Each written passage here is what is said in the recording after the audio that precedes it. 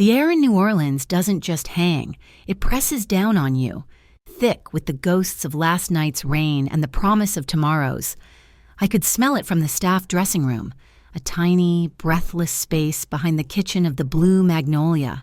It was a cocktail of Chartres Street pavement, damp and clean, and the sweet, fatty perfume of nutmeg from the beignets they fried over on Decatur.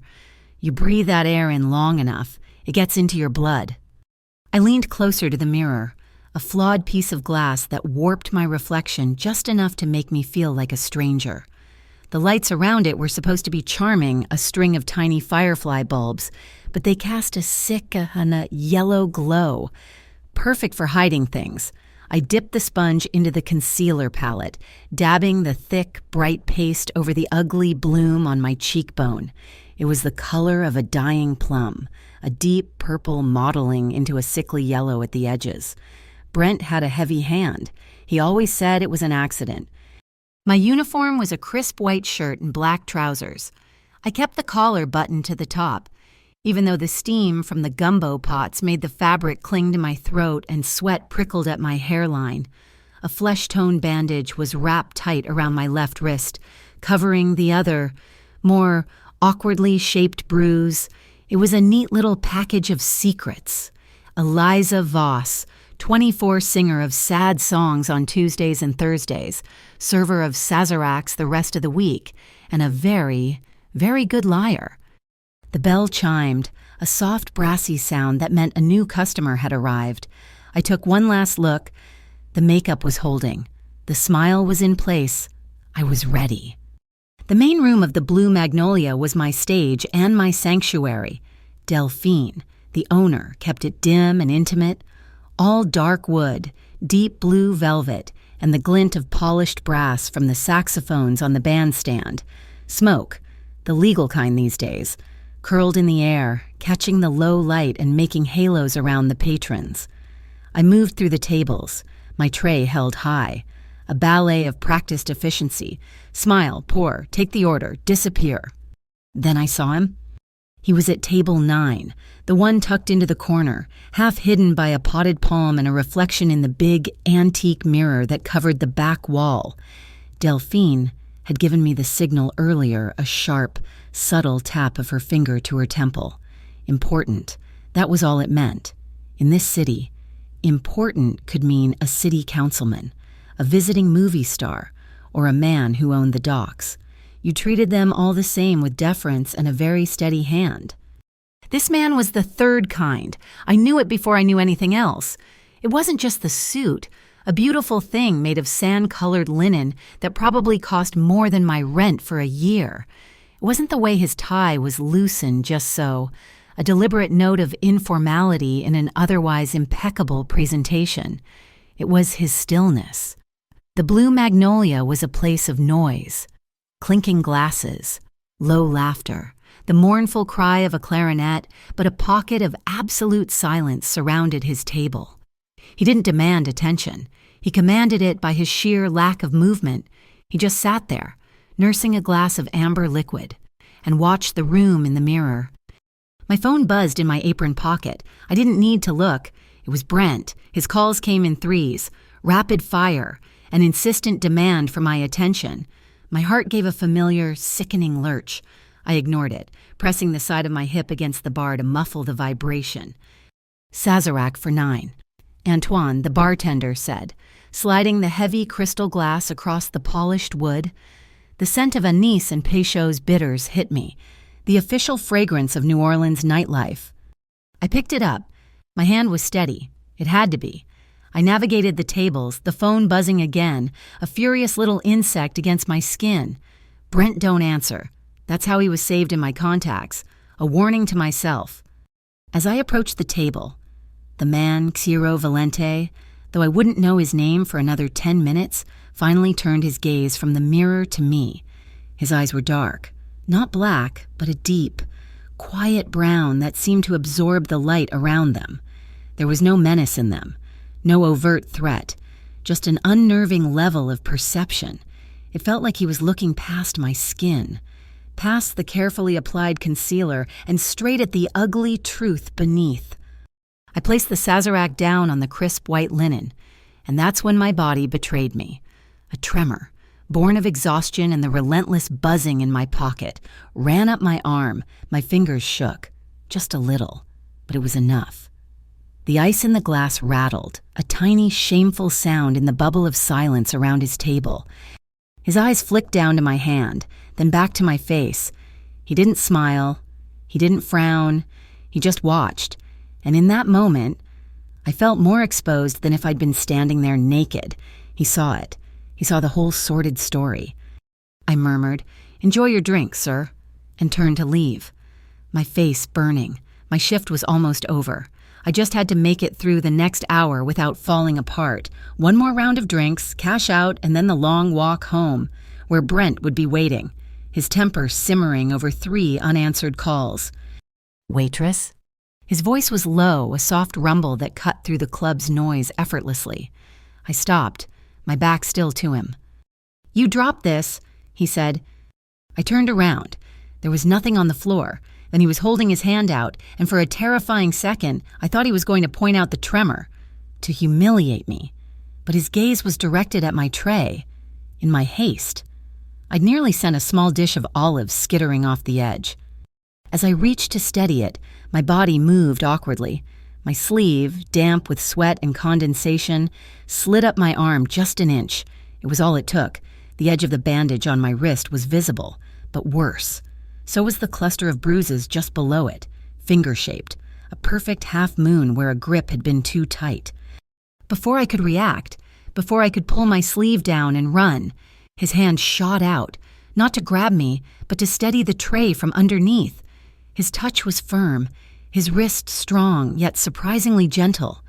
The contact sent a jolt through me, a strange warmth that had nothing to do with fear. "Careful, Bella," he said, his voice still that quiet, intimate murmur. His eyes met mine, and they held a flicker of something I couldn't name. Not pity, something harder. New Orleans is slippery even when it's not raining. He let go, his fingers brushing mine for a fraction of a second. The tray was steady now. My heart was not. He reached into his suit jacket and pulled out a business card.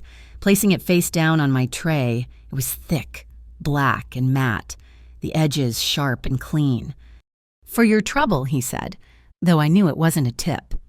I could only nod, my throat tight. As I walked away, my legs feeling like they were moving through water, he added one more thing, his voice barely a whisper, meant only for me. "If you ever need someone to bandage doors that swing shut on their own." I didn't look back. I fled to the relative safety of the kitchen, my breath coming in ragged gasps. I flipped the card over. It read, "Valente and Company, Logistics," in simple, elegant silver lettering. On the back, a single phone number was handwritten in the same clean, silver ink. No name. The rest of the shift passed in a blur. I avoided table 9. When my hour was up, I collected my tips. A pitifully small handful of bills Brent would have his cut and said a quick goodnight to Delphine. She just looked at me, her expression worried, and squeezed my shoulder. "You be safe going home, Eliza." I slipped out the back entrance into the narrow, damp alley that ran along Conti Street. The rain had started again, a soft, persistent drizzle that beaded on the metal awning above me and filled the air with the smell of wet garbage and old brick. This was the part of the night I hated most.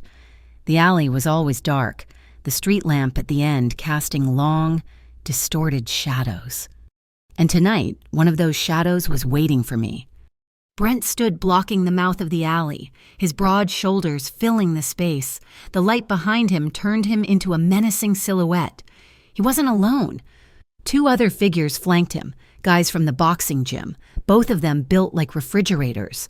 Cobalt hounds, the low-level crew he ran errands for. This was bad. This wasn't just about the missed calls. "Where you been, Ellie?" Brent's voice was deceptively soft, but it held a ragged edge that I knew all too well. I was worried. I stopped, my back pressing against the cold, wet brick of the club. My small purse felt useless in my hand. "My shift just ended. Brent, you know that." "Yeah, I know that," he said, Taking a step forward, the other two fanned out slightly, cutting off any escape. But you don't answer your phone. Makes a guy think things. Makes him think maybe you're being disrespectful. I was busy. It was loud. The excuses sounded feeble even to me. He was in front of me now, his shadow swallowing me whole. He smelled of stale beer and cheap cologne. Busy, he sneered. I'll show you busy.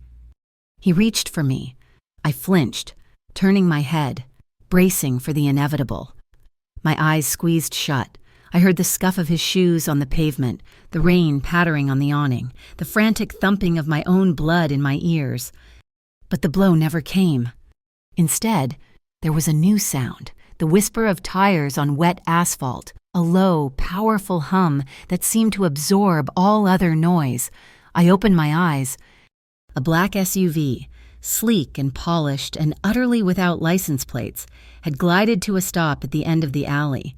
It blocked the streetlight completely, its headlights dark. It was just a massive, silent shape in the night. The driver's side door opened, then the passenger side. Two men got out. They moved with the same quiet efficiency as the vehicle, their suits dark, their faces unreadable in the gloom. They didn't run. They didn't shout. They simply walked toward us. Brent and his friends froze, the aggression drained out of them, replaced by a sudden, primal fear. "Who the hell are you?" Brent stammered, taking an involuntary step back. The men didn't answer. They just kept coming. There was no fight and there was no struggle. It was less a confrontation and more of a removal, a problem being taken care of. One of the newcomers made a gesture, a simple flick of the wrist, and Brent's two goons seemed to understand. They raised their hands and backed away, melting back into the shadows they'd come from. That left Brent. He looked from the two silent men to me, his face a mask of confusion and terror. The second man reached him. I didn't see a weapon, I just saw the man's hand close on Brent's shoulder, a grip that made the big boxer wince. A few quiet words were exchanged, too low for me to hear over the rain. Then, just as quickly as it had begun, it was over. They turned Brent around and walked him toward the SUV, and he didn't fight back. He stumbled along like a man in a trance. They opened a rear door, pushed him inside, and closed it with a soft, solid thud. The two men got back in the front. The engine hummed. The SUV pulled away from the curb, its tires hissing on the wet street, and disappeared into the New Orleans night. And I was alone in the alley. The rain fell on my face. Mingling with tears, I didn't know I was crying. The only sound was the patter on the tin awning. The only sign that anything had happened was the sudden, ringing silence where Brent used to be. The problem had been taken care of. The door had been bandaged shut. And I stood there, clutching a matte black business card, terrified and, for the first time in a very long time, completely and utterly free. The walk home from the quarter was a blur, a dreamlike passage through streets that were suddenly too quiet, the sound of the rain on the pavement swallowing the echo of my own footsteps. I let myself into my apartment, a small loft space above a closed antique shop, the kind of place with exposed brick and drafty windows that looked romantic until you had to pay the heating bill. I didn't bother with the lights. I walked straight to the tall, arched window that overlooked the river, the great dark curve of the Mississippi cutting the city in two. The lights of Algiers on the other side were misty watercolor smears. I was still clutching the matte black business card. My other hand, the one I'd used to steady the Sazerac, was shaking, but it was a new kind of tremor. It wasn't the rattling vibration of fear, the adrenaline surge that came when Brent raised his voice or his hand. This was the shake of the aftermath. It was the deep, cellular shudder of a structure that has survived an earthquake, the profound vibration of the void where a mountain of terror used to be. The fear was gone, and the emptiness it left behind was hollow and vast, and I was rattling inside it. I finally turned on a small table lamp, its light pooling yellow on the worn wooden floor. I looked at the card, Valente and Company, Logistics. The paper stock was impossibly thick, feeling less like paper and more like tightly woven linen. The kind of material you'd find in a suit jacket that cost 4 figures. The silver lettering was embossed, the edges precise. It was a card that spoke of money and permanence. And on the back, the handwritten number, not just a number, but an answer. A terrifying, final answer. My phone was on the counter. It was silent. For the last year, my phone had been a leash, a proximity mine. It buzzed and chimed relentlessly. Brent's demands for my location, my time, my tips. If I missed a call, it was an interrogation. If I turned it off, it was a declaration of war. Now, it was just a dead piece of glass and plastic. The silence it emitted was louder than any of his shouts had ever been. I unlocked it, my fingers still clumsy. No new messages, no missed calls. I opened my social media, my heart hammering a strange, flat rhythm. I went to his page. Brent lived his life on display. A constant stream of grainy videos from the gym. Blurry shots of his crew, the Cobalt Hounds holding up drinks in dive bars. Motivational quotes misspelled over pictures of lions. His page was just gone. Not set to private, not blocked. The feed was empty. The stories were blank. It was as if he had never existed. The digital footprint of Brent Kincaid had been wiped clean, as efficiently as if someone had taken a cloth to a dusty mirror. Taken care of. What did that mean? The phrase circled in my head, soft and insidious. It wasn't a word like hurt or warned. It was a sterile, corporate word. The kind of language used in logistics. It was the language of problems being solved. I tried to picture it, to give the vague horror a shape. Did those silent, suited men drive him to the parish line and tell him to never come back? Did they put him on a bus to a state I'd never heard of? Or did they deliver him to someone else? Someone he owed money to, someone far more dangerous than he was, someone who wouldn't be satisfied with a punch to the cheek. The ambiguity was a special kind of torture, a gray fog that was perhaps worse than knowing. And then there was Cairo Valente. He rose in my memory, a perfect paradox. He was the only man in that entire club who had looked at me and seen me, not as a waitress, not as a singer, not as an object to be appraised, but as a person who was seconds away from breaking. When he'd steadied my tray, his touch had been a question, not a command.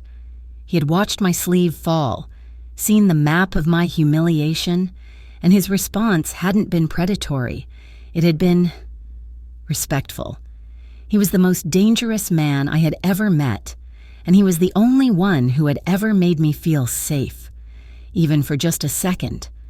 That contradiction was a hook, and I could feel it lodging itself deep under my skin. I didn't sleep. I just watched the river flow, dark and relentless. The next day, I went to work. It was the only thing I knew how to do. Walking into the Blue Magnolia felt like walking onto a stage in the middle of a play I hadn't rehearsed. Everything was the same. The smell of stale bourbon and beeswax, the glint of the brass, the low murmur of Antoine setting up the bar. But I was fundamentally different. Delphine caught me before I could even clock in. She was a formidable woman, tall and elegant, who had run this club on her own terms for 20 years. She knew everything that happened in the quarter. She grabbed my arm, her grip strong, and pulled me into her tiny, cluttered office. She didn't ask about Brent. She didn't ask about my bruises, which I had once again hidden under a layer of hopeful concealer. "You served table 9 last night," she said. It wasn't a question. "Yes, ma'am." "Cairo Valente."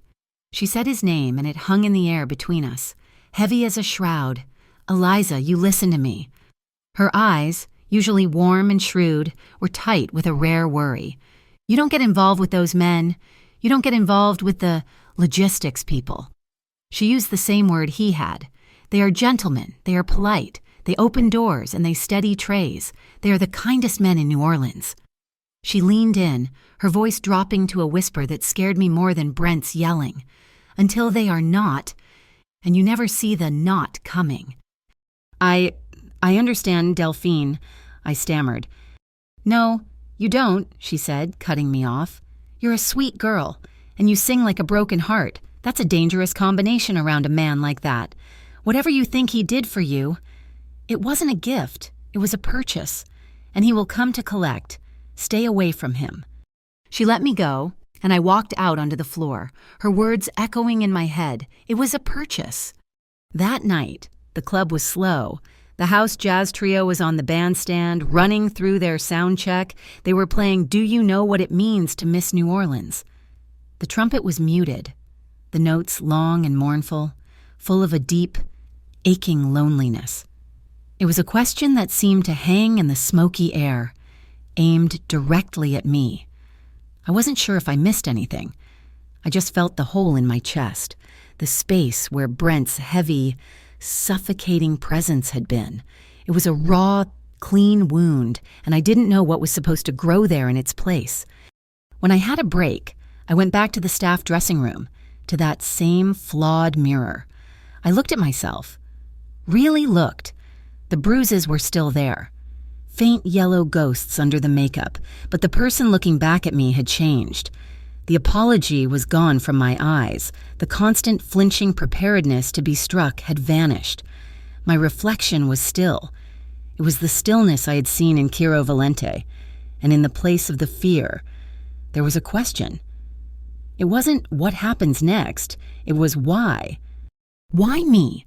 Why did he notice men like him didn't see women like me? And my mind, now clear of the fog of immediate survival, supplied the answer. Brent hadn't just been a physical threat. He was a parasite. He was the reason I was still serving Sazeracs instead of running a soundboard. He'd taken my tip money, siphoning it off for his debts to the Cobalt Hounds. He'd mocked my application to the sound design program at the community college, telling me I was too stupid to learn the tech, that my place was on a stage where men could look at me, not behind a console where I was invisible. He hadn't just been hurting me. He had been actively extinguishing my future. He had been a door swinging shut on its own. I took the black card out of my pocket. I wouldn't call the number. Delphine was right. I would not trade one cage for another. No matter how gilded, I was free of Brent, and I would stay free. But I wasn't a fool. This city was a dangerous place, and I had just seen how quickly its currents could move. I took out my phone. I took a clear, high-resolution picture of the front and back of the card. I created a new contact, left the name field blank, and attached the photo. Then in the company field, I typed a single word. The door. I put my phone away. The night was quiet, settling over the city like a blanket. From my window, I could hear the distant, lonely hoot of a tugboat pushing a barge up the Mississippi, the sound of real logistics. As I watched, a light blinked on across the river. Far down by the industrial docks, a large, bright floodlight illuminated the side of a massive, windowless building. I could just make out the faded logo painted on its side, a blue circle and bold lettering. Esplanade Cold Storage. It meant nothing to me. It was just another warehouse on the water. But the light stayed on, a single, insistent star in the darkness, and I couldn't shake the feeling that a new thread had just been pulled taut. The quiet of my loft lasted exactly 12 hours. The next morning, sunlight was cutting harsh. Dusty lines through the high windows when I walked into the Blue Magnolia for my prep shift. The club felt alien in the daytime, like seeing a stage vampire in a supermarket. The brass was dull, the velvet looked tired, and two men in cheap suits were waiting by the bar, talking to Delphine. She looked tense, her arms crossed tight over her chest. The men looked like they'd dressed in the dark. Their ties were sloppy, their jackets pulling at the shoulders. They were not Ciro Valente. "That's her," Delphine said as I approached, her voice flat. One of the men turned. He had a weary face and eyes that had seen too many late nights.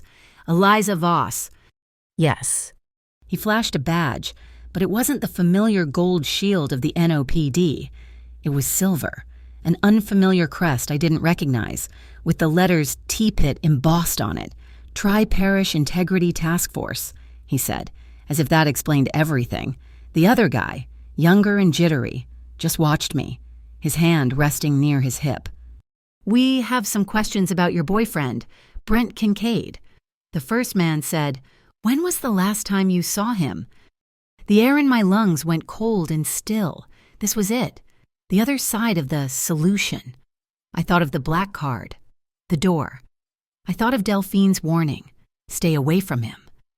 I looked the T-pit officer right in the eye. The apologetic, flinching girl who lived in this body yesterday was gone, buried under the pavement in that Conti Street alley. "I don't have a boyfriend," I said, my voice as calm and steady as the Mississippi. The officer raised an eyebrow.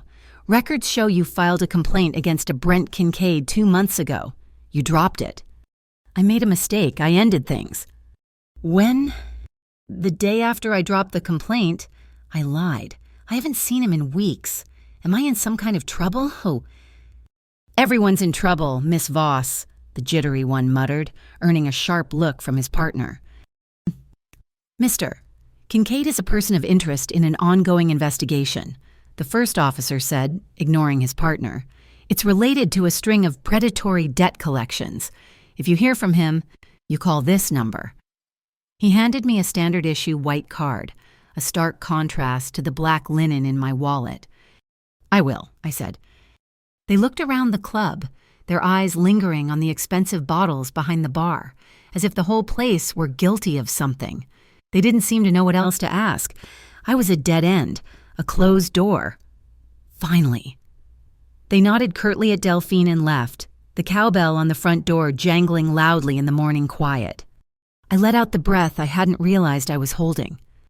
"Eliza," Delphine said, her voice sharp. I turned to her. She looked pale. "In my office now."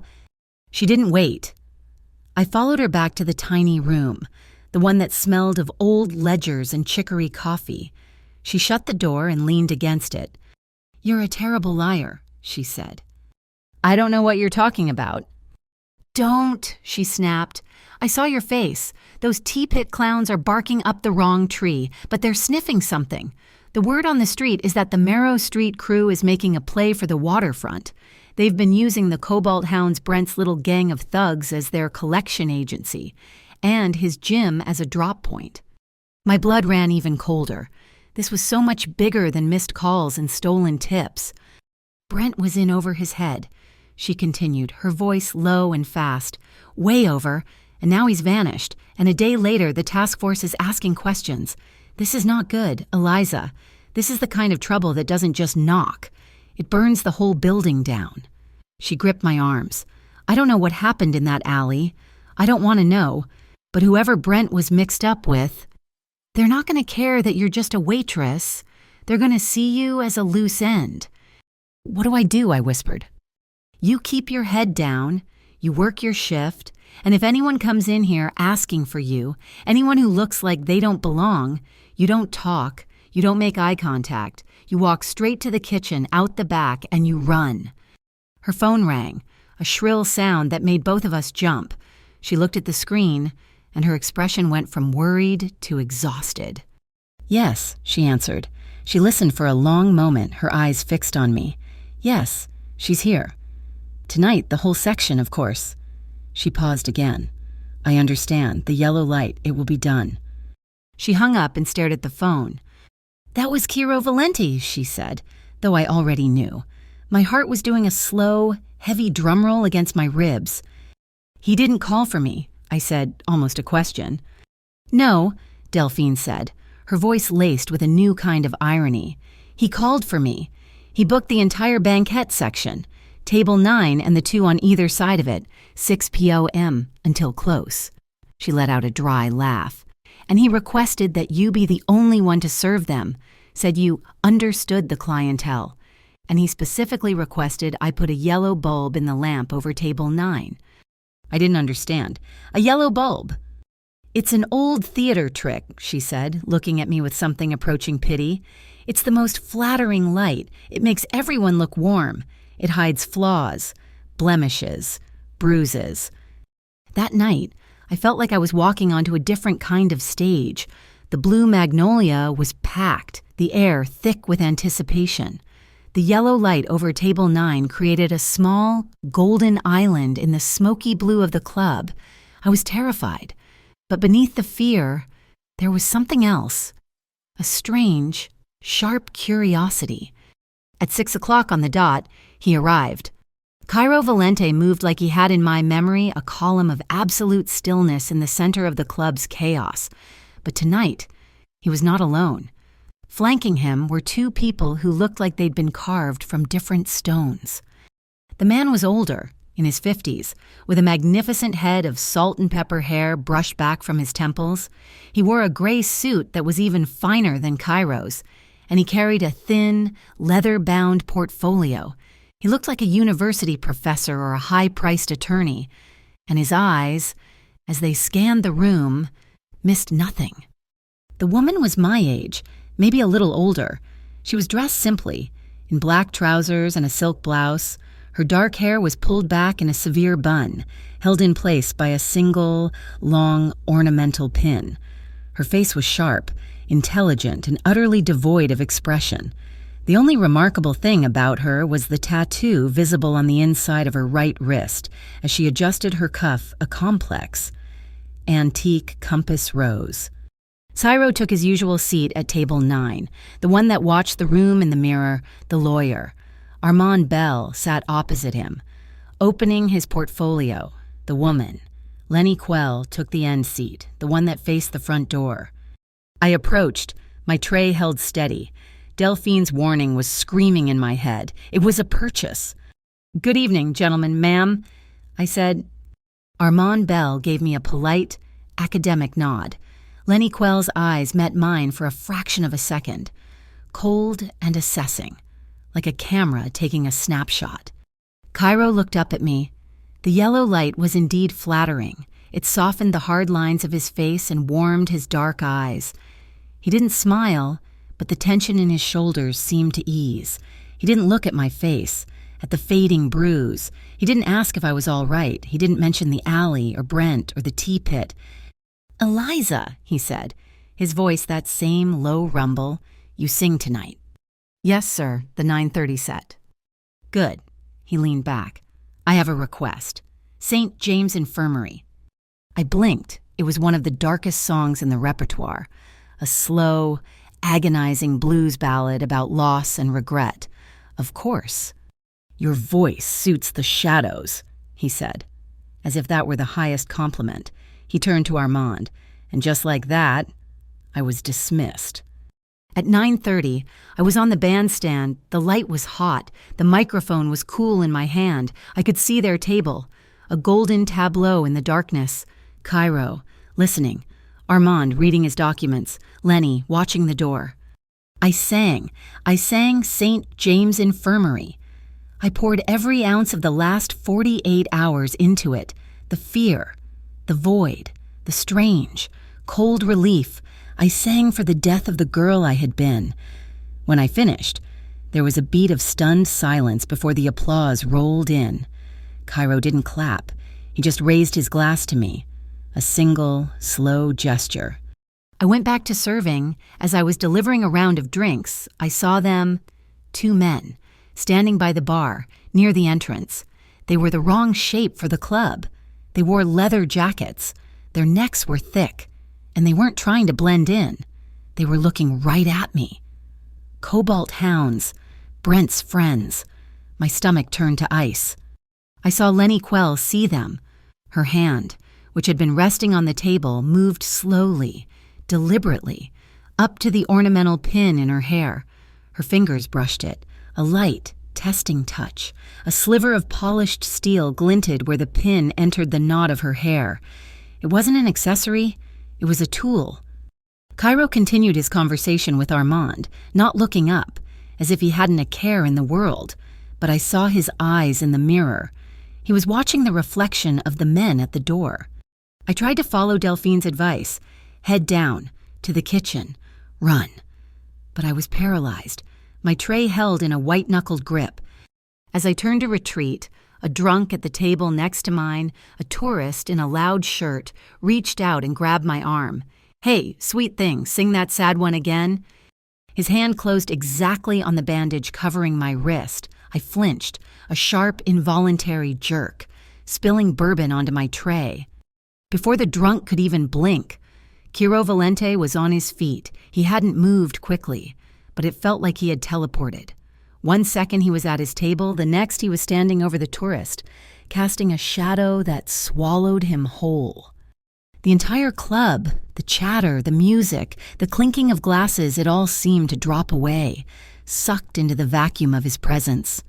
Cairo didn't touch the man. He didn't raise his voice. He just looked down at him. "You will apologize to the lady," he said. It was not a request. The tourist, his face pale and suddenly sober, stammered. I didn't mean..." "Apologize to her."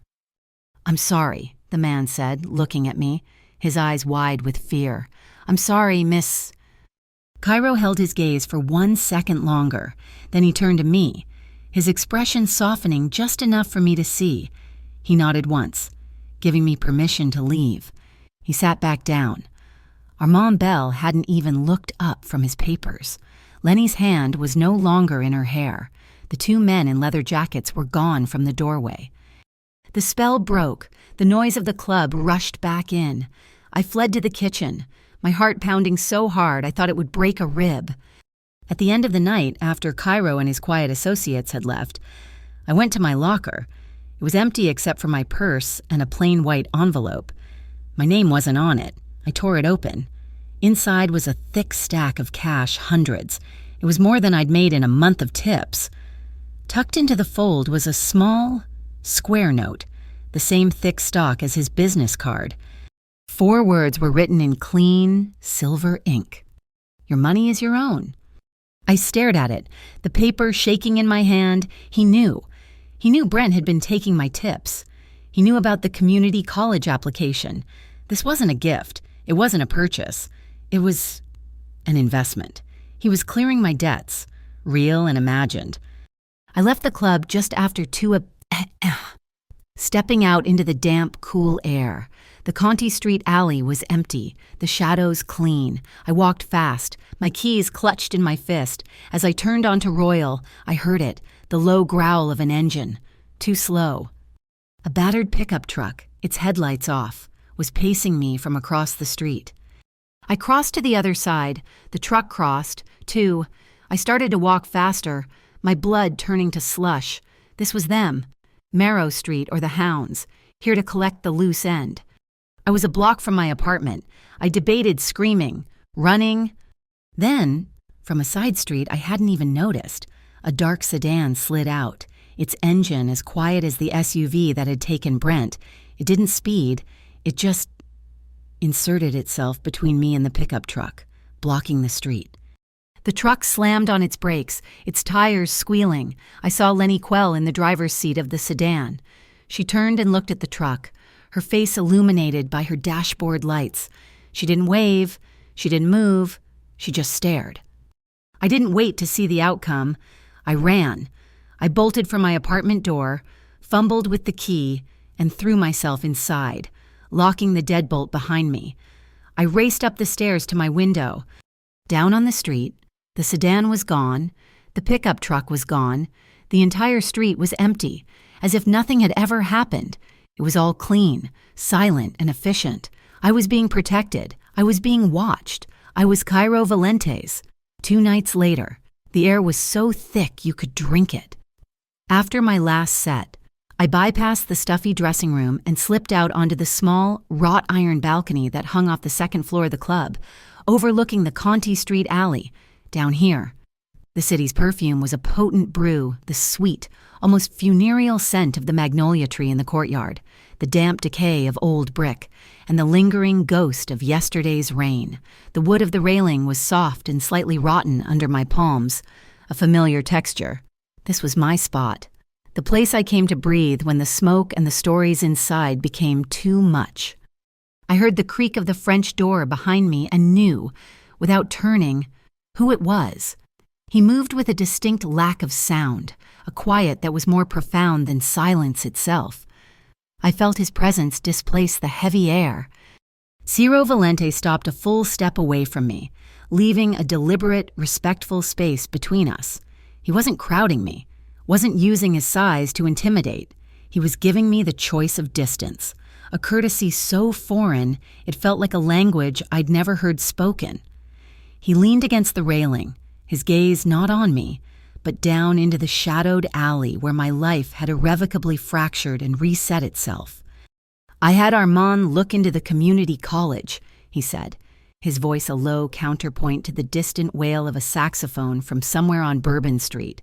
"The sound design program? Your application was incomplete, the financial aid forms were never submitted." I stared down at my hands, at the knuckles that were no longer bruised. It's hard to save money when your wallet has a hole in it. The words were bitter, but they came out steady. "The hole has been patched," he said simply. We stood in that charged silence for a long time, listening to the city breathe. I could feel the question hanging between us, the one that had nothing to do with college or money.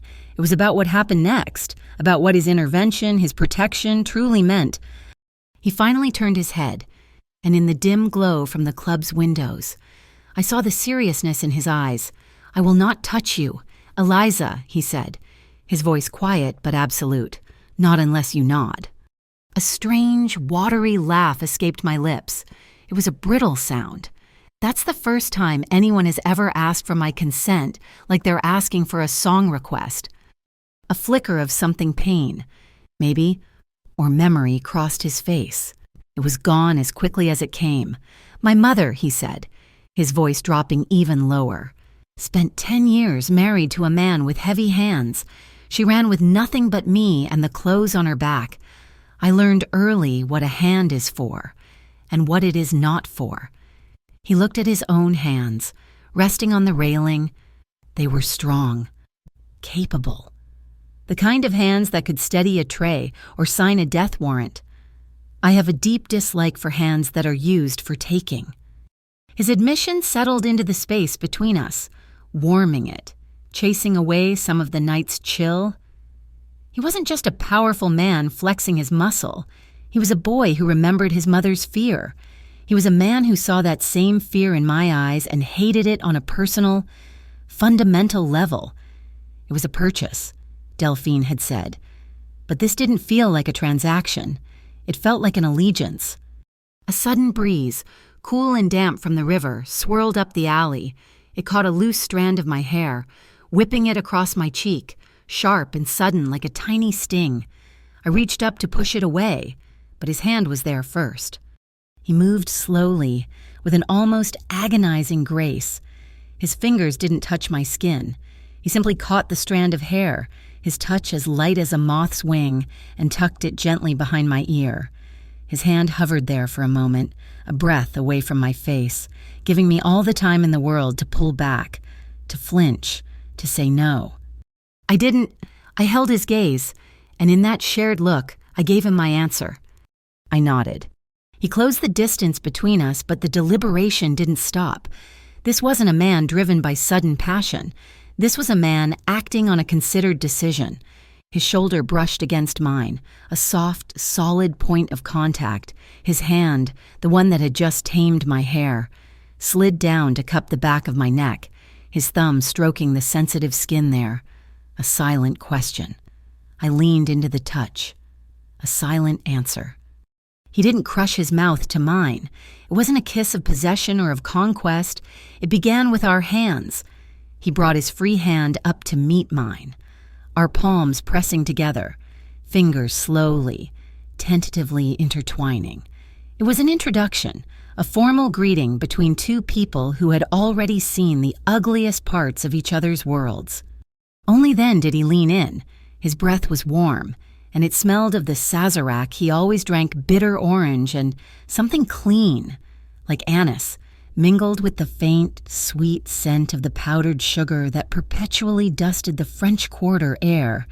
He waited, his lips a whisper away from mine, his eyes asking one final time. I closed my eyes and tilted my head up, and our lips finally met. The kiss was soft, searching. It was a conversation without words. There was no desperate, bruising force, none of the selfish taking I had been conditioned to expect. It was a slow discovery, a mapping of textures and temperatures. His lips were firm, gentle. It was a kiss that offered comfort before it asked for passion. I felt a knot in my chest, a tight, painful thing I had been carrying for years, begin to unravel. My hand, the one not laced in his, came up to rest on his chest, over the fine linen of his suit. I felt the steady, solid beat of his heart beneath my palm. It was calm, unhurried. He deepened the kiss then, a subtle shift from a question to a statement, but it was a statement of mutual feeling, not of ownership. We weren't in a bedroom. We were on a rickety balcony, leaning against the cool, rough brick of a century-old building, the sounds of the city swirling around us. My shirt was still buttoned, his suit jacket still in place, but in the way our fingers were locked together, in the way my body sagged against his with a trust I hadn't known I possessed. It was more intimate than any act I had ever known. When we finally broke apart, we were both breathless. The air between us felt charged, electric. I looked up at him, at this man who was a walking contradiction, a violent peace, a dangerous sanctuary. I needed him to understand. I needed to say the words out loud, for my own sake. I took a small half-step back, creating a sliver of space, reclaiming my own ground. I am not a prize to be won, I said, my voice quiet but firm. His expression didn't change. There was no offense, no anger, only a deep, abiding understanding. You are not the war, he replied, his voice a gravelly promise. The meaning hit me with the force of a physical blow. He wasn't fighting over me. He wasn't trying to win me from Brent or anyone else. He was fighting the war itself, the fear, the violence, the hands used for taking. I wasn't the territory, I was his ally. From the club below, the jazz trio swung into a lively, upbeat number. The sudden burst of joyous music was so at odds with the intensity of the moment that we both broke into small, quiet laughter. The tension was broken, replaced by something lighter, something that felt impossibly like hope. Tomorrow, he said, his thumb stroking the back of my hand, breakfast. At Café du Monde, we'll get powdered sugar all over our clothes. He paused, his eyes holding mine. No Armand, no Lenny, just beignets. It was an invitation into a different world, a normal world, a world where a man and a woman could just have breakfast. Okay, I whispered, just beignets. He held my gaze for a moment longer, then released my hand and with a final, almost imperceptible nod, he turned and walked back through the French doors, disappearing into the noise and smoke of the club. I stayed on the balcony for a few minutes more, my fingers pressed to my lips, the ghost of his kiss still warm on my skin.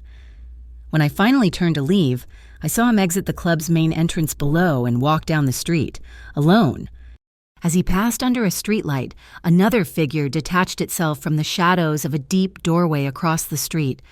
The figure was a dark, indistinct shape, moving quickly, crossing the alley a half-block behind Cairo. What I couldn't see, what no one could see in the humid New Orleans night, was the faint, ghostly white eye of a thermal imaging camera, mounted high on a rooftop 2 blocks away. In a dark van filled with electronic equipment, an agent of the South Shore Anti-Mob Commission zoomed in, capturing the silent, heat-white image of Cairo Valente turning a corner, and the second, fainter, heat signature of the shadow following him. A new, more dangerous circle was being drawn, and we were standing right in the center of it. The breakfast at Café du Monde was a pocket of impossible normalcy, a scene from a life I'd only ever watched from a distance. The morning air was cool and sweet, and we sat at one of the small green tables, our knees almost touching. Cairo wore a simple gray t-shirt that made him look younger, less like a proprietor of secrets and more like a man enjoying a day off. We were covered in a fine blizzard of powdered sugar within minutes, and he laughed, a rare, genuine sound as I tried to blow a drift of it off his sleeve, only making it worse. We didn't talk about Brent, or the alley, or the men who followed me home. We talked about music and the way the humidity makes a guitar's strings go flat, and his grandfather, a tailor from Palermo who believed you could judge a man's character by the knot in his tie. For an hour, we were just a man and a woman sharing beignets, and it felt more dangerous and more real than any kiss. The peace shattered when I got home. An email was waiting for me. The subject line, formal and intimidating, Gulf Coast Arts Fellowship, interview invitation. My heart hammered against my ribs. I had submitted a portfolio months ago, a collection of amateur demos I'd recorded on a borrowed laptop, and had given up hope. Now, here it was, an invitation to interview for a full scholarship, a real path out. My joy lasted for about 30 seconds before a cold suspicion washed it away. I hadn't listed any references. I had barely finished the application. Who had championed me? Who had pushed my name to the top of the pile? I thought of Cairo's words on the balcony. I had Armand look into the community college. Before I could process the implications, my phone buzzed with a message from an unknown number. There was no text, just a video file. I hesitated, a cold dread coiling in my stomach. I pressed play. It was old footage from my old apartment, the one I'd shared with Brent. The camera was shaky. Clearly from his phone, it showed me, my face tear-streaked and furious, shouting at him, "You can't just take it. It's mine. Brent, I earned it." I was yelling about my tip money, about him taking it to pay off some debt, but without that context, I just looked unhinged, a shrew, a screaming, unstable woman. The video cut off. A moment later, a text message appeared below it. "The fellowship board would love to see this. Proof of your character. Unless you want to make a withdrawal from your application and from your new friend's bank account." The air left my lungs. Brent wasn't just gone.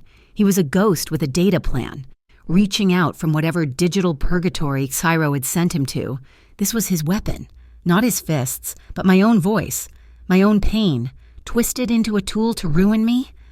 I felt the walls of my loft closing in. I did the one thing I had promised myself I wouldn't do. I found the contact saved as the door, and I called the number. He answered on the first ring. "Eliza." He didn't sound surprised. "He contacted me," I said, my voice thin and reedy. "Brent, he has a video. He's going to send it to the fellowship." "I know," Cairo said. There was no alarm in his voice, only a flat, cold calm. "Armand is already handling it." "Handling it? How do you handle something like that? Do you send Lenny?" The question was a whisper. "Lenny is a scalpel, not a hammer," he said. "Her talents are being used elsewhere. She's currently hanging a new coat in the Cobalt Hound's digital closet. Shall we say, a little Trojan horse to see what they're hiding? No. For Brent, we use a different tool. We build a wall of paper." He met me an hour later, not at the club, but in a small, quiet park by the cathedral.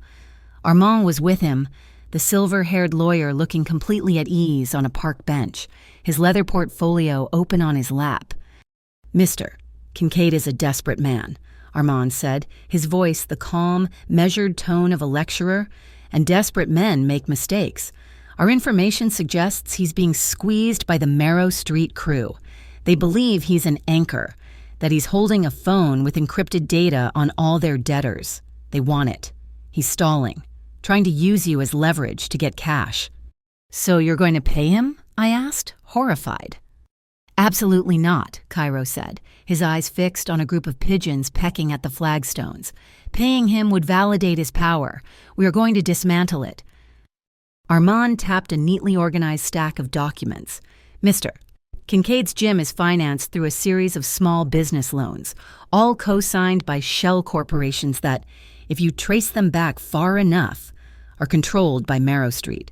We are, through a third party, entirely clean acquisitions company, purchasing that debt, all of it. As of 9 o'clock this morning, Brent Kincaid no longer owes money to his dangerous friends.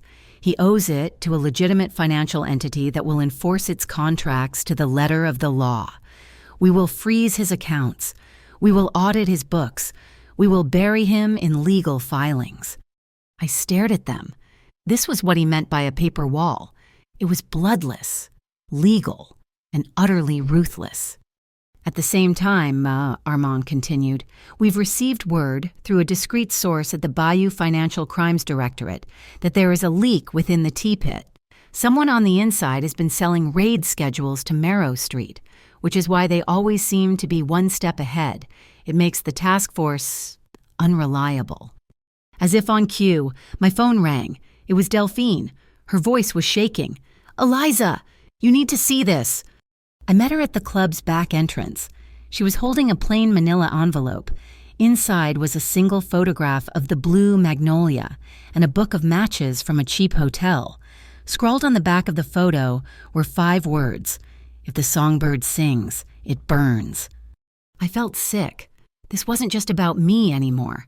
They were threatening Delphine, threatening my home. It was in that moment, standing in the alley with the threat in my hand and Armand's words in my ear, that I finally understood. When Cairo had Brent taken care of, he hadn't ordered a simple, brutal execution that would have been too easy, too messy. It would have made Brent a martyr to his crew. Instead, Cairo had performed a careful, systematic vivisection. He had stripped Brent of his allies, his money and his power. He had isolated him, leaving him with nothing but a grainy video and a dwindling clock. He hadn't just removed the man. He had surgically deconstructed the threat, piece by painstaking piece. It wasn't about burying a body. It was about erasing a life. The next day, the T-pit called me. The weary-faced officer from before. He was polite. He asked if I would be willing to come in and provide a confidential statement about Brent's activities, his threats, his connections. He said it would be off the record, to help them build their larger case. I told him I'd think about it. Then I called Armand. The choice is yours. Eliza, he said, his voice devoid of any pressure. But my advice is this. Only say what you are prepared to live with the consequences of. And never trust a promise of off the record from a house with a leaky roof. I understood. Testifying could put me in the crosshairs of both the law and the Marrow Street crew. Staying silent meant letting them continue to threaten Delphine. When I told Delphine about the call and about the threat, she didn't flinch. A hard, defiant light came into her eyes. So they want to play with fire, she said, her voice low and dangerous. Fine, let's give them a bonfire. That's how No Bruises, Only Brass was born. Delphine decided we wouldn't hide. We would throw a charity night at the club, a big public event. All proceeds would go to a local shelter for women fleeing domestic violence. I would be the headline performer. We would invite the press, the city council, every person of note she could reach. We would turn their whispered threat into a shout, right in the middle of a brightly lit room. We would fight their shadows with a spotlight. The night before the event, a package was delivered to my apartment. It was a long, slender box wrapped in simple brown paper. Inside, nestled in a bed of black velvet, was a microphone. It was a beautiful vintage ribbon mic, the kind with a polished chrome grill and a heavy, solid bass, the type Billie Holiday might have used. It was an icon. Tucked beneath it was a small, square card, the same thick and as black stock as the first one he'd given me. The silver ink was unmistakable. It wasn't a threat, or a promise, or a contract. It was a benediction. For the voice that no longer apologizes, the days leading up to the No Bruises, Only Brass event were a strange symphony of slow burn intimacy and fast-paced tension. The quiet moments with Cairo felt stolen, precious pockets of calm in the middle of a brewing storm. We didn't have another public breakfast. Instead, our conversations happened in stolen minutes in the quiet of Delphine's office after the club had closed, or in the back of his car as he drove me home. Lenny, a silent, watchful presence in the front seat. It was in those moments that the rest of the world fell away, and we exchanged pieces of ourselves like currency. He told me about his grandfather, the tailor, not just about tying a tie, but about how the old man could read a person's life in the fray of their cuffs and the shine on their lapels. He said his grandfather taught him that a well-made suit was armor. but a man's word was his spine.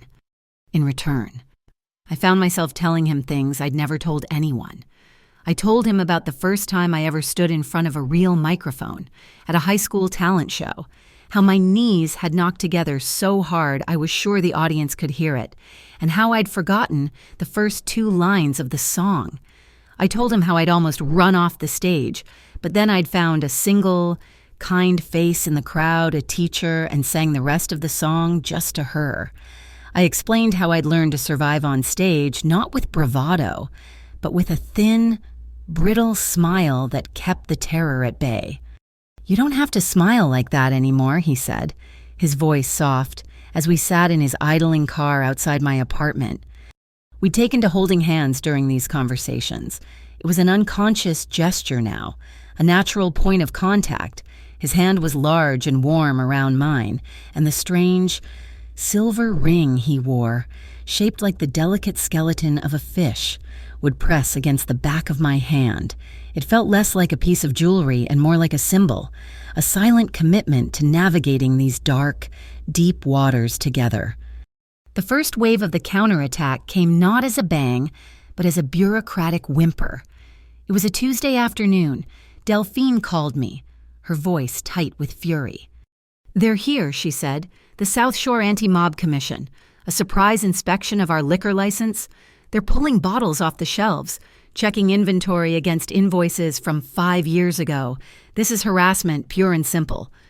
They were hitting the wrong target to send a message to the right one. They couldn't touch Cairo, so they were trying to break his... What was I, his project? His ally? It didn't matter. They were hurting Delphine to get to me, to get to him. I called Cairo. He listened without interruption as I relayed Delphine's frantic report. "It's a classic move," he said when I was done, his voice betraying no emotion. "They want us scared. They want us to cancel the event to show that pressure works." He paused. "We won't be canceling. We'll be moving." "Moving where?" "Someplace public," he said. "Someplace with too many eyes. The Willow Street Pier. I'll have Armand file for the permits. We'll build our own stage. We'll turn their bonfire into a beacon." It was a brilliant move, turning their threat on its head. A fire is only scary in a dark, enclosed space, out in the open, under the wide New Orleans sky. It's just a light. The next attack was more direct. I was at home, looking over the sheet music for the song I'd written, "No More Closed Doors." When my phone rang, the number was blocked. A cold premonition slid down my spine. I answered, putting it on speaker and hitting record, just as Armand had advised. The voice was distorted, a low, buzzing digital growl, but the cadence, the sneering rhythm of the words, was pure Brent. "I heard you're a big star now, Ellie," the voice buzzed. "Singing for charity, very noble, but your new boyfriend can't protect you from everything. That little video of you. It's just a trailer. I've got the director's cut." "What do you want, Brent?" I asked, proud of how steady my voice sounded. $50,000, Mer, he snarled. "Cash. You bring it to the Esplanade cold storage warehouse. Friday night, midnight, you come alone, or the whole world gets to see what a crazy bitch you really are." He hung up. The silence in my loft was absolute. The bait was laid. The trap was set. The old me would have been hysterical, terrified, trying to figure out how to get the money. The new me simply saved the recording and sent it to Cairo. His reply came a minute later. "Do not engage. Let me speak to him in the language he truly understands, not the language of fists, but of ledgers." The day of the charity event, Lenny Quell came to my apartment. It was the first time we'd been alone together.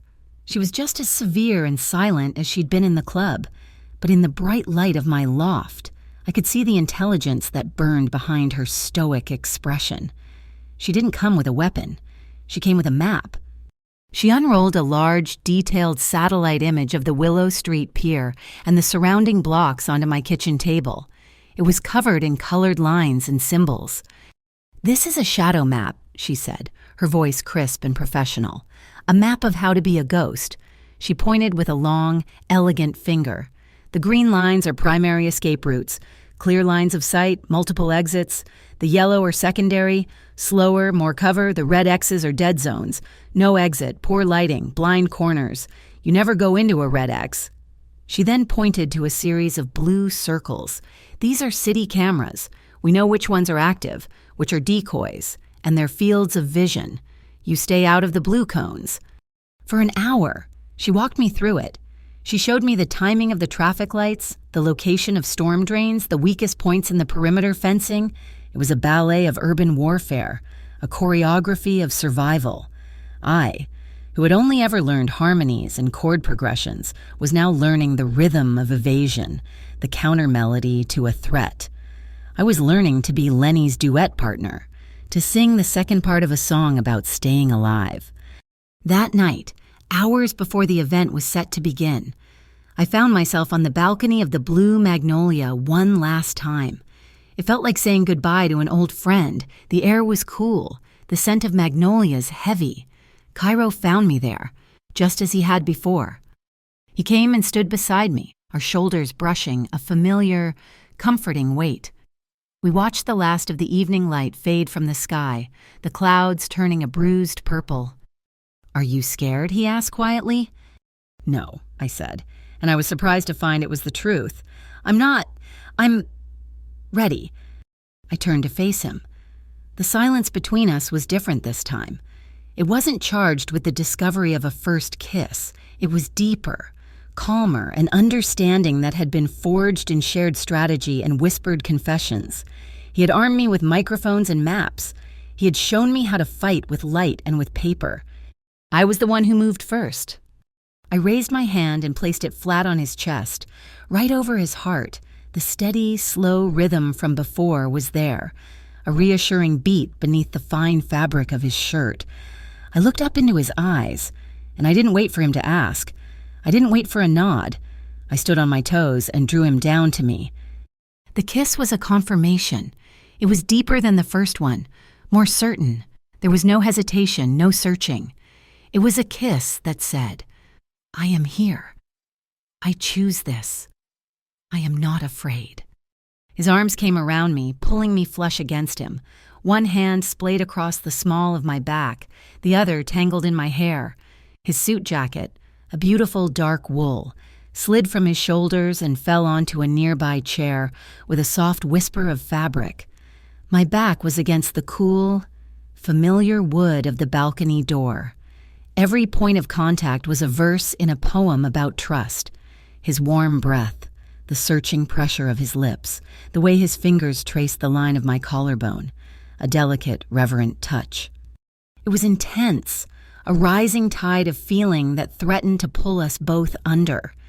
It would have been so easy to let the night and the danger and the emotion carry us away.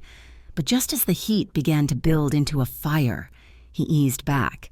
He rested his forehead against mine, his breathing as ragged as my own.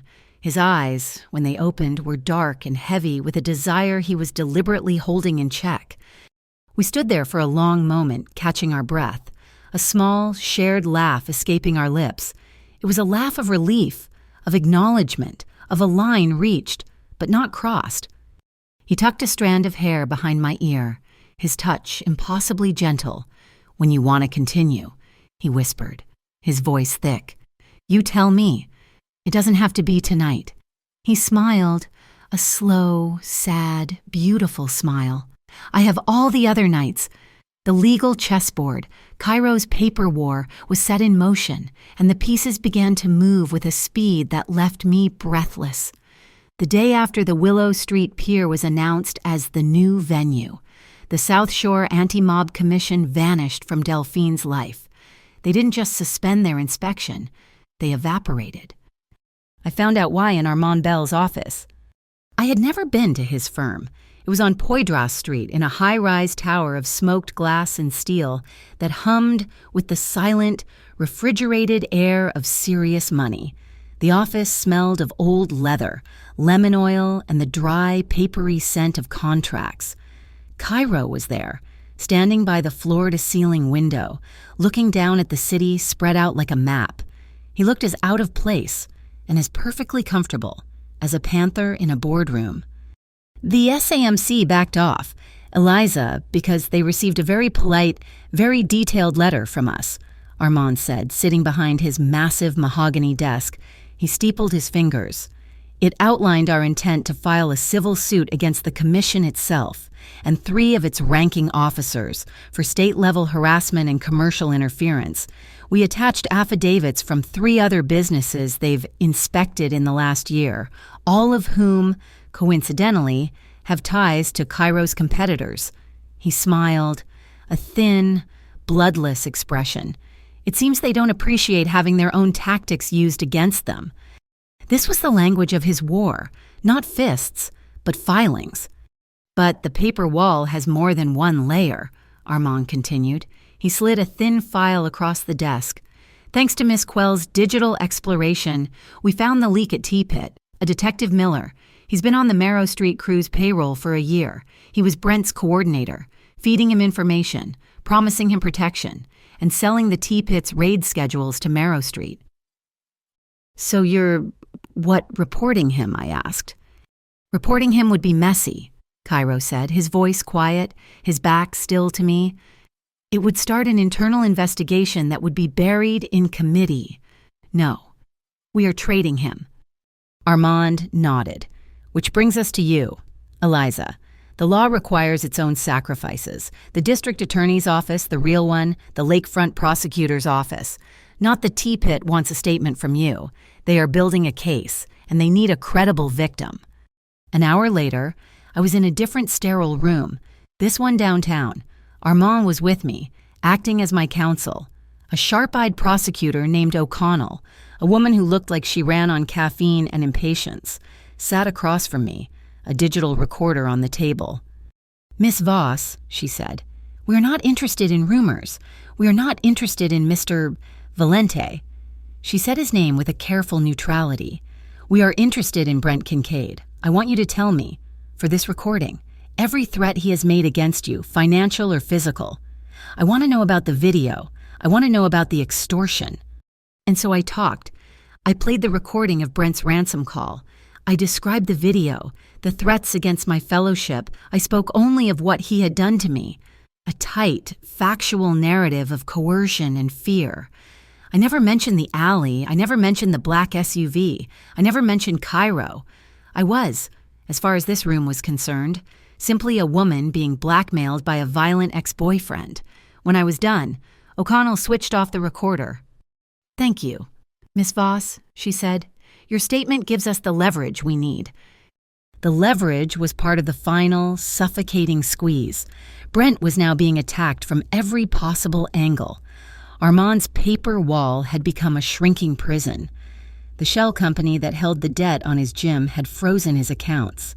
The city, acting on a series of anonymous complaints, had shut his gym down for 3 separate safety code violations in a single week. His clients, the few who were left, had scattered. He was broke. He was toxic. And he was alone. He's officially oxygen-starved. Cairo told me that evening. We were at the pier, watching the stage crew set up the lights. And now, the Marrow Street crew is calling in their debt. They are done waiting. They believe he still has the encrypted data. They've given him a final deadline tonight. He's to meet them at the Esplanade Cold Storage, the key for his life.